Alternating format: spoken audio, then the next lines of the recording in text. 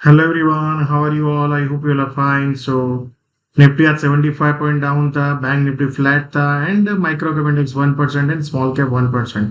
So broad market में एक selling था but Nifty में थोड़ा सा लिया और Bank Nifty flat जैसा.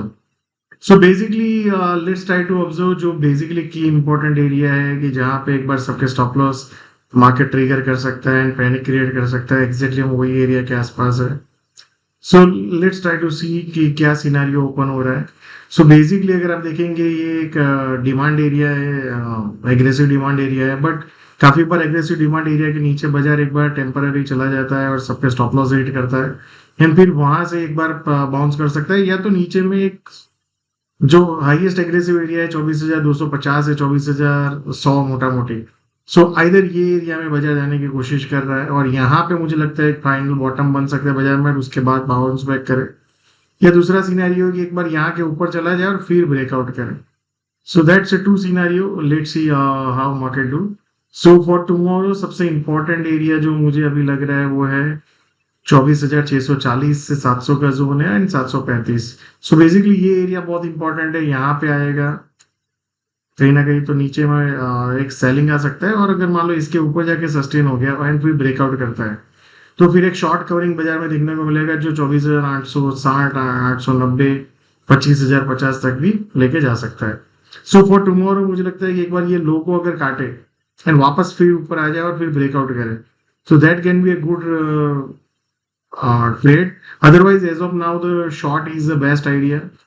जैसे मान लो यहाँ से फिर नीचे में चला जाए और सस्टेन करे और फिर ब्रेक डाउन करे तो फिर लुक फॉर द 24,200 के आसपास का जो ओपन हो जाएगा yeah. So that's what as of now the scenario is.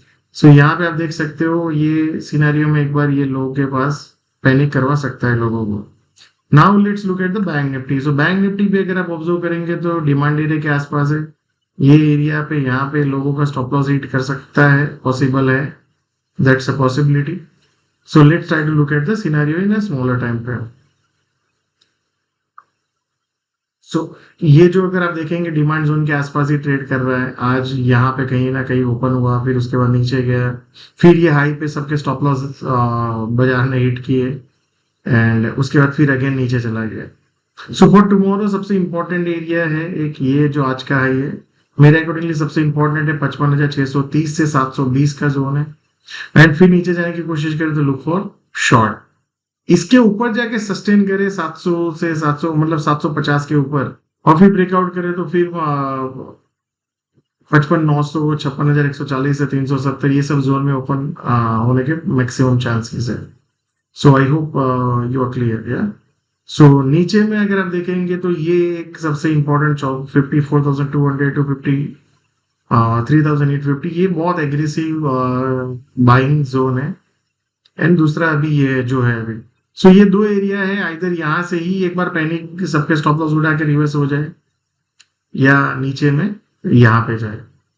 Now let's look at the small का micro cap. So micro cap index देखेंगे ये हमने बार बार डिस्कस किया था. ये एरिया बहुत इंपॉर्टेंट है. आज कहीं ना कहीं उसके आसपास गया इसके नीचे एक बार पैनिक क्रिएट करके फिर वापस जाए एंड फिर सेकंड लेग के लिए यहाँ पे सेलिंग हो. जैसे मान लो यहाँ पे पैनिक क्रिएट करे फिर ऊपर जाए फिर सेलिंग क्रिएट हो.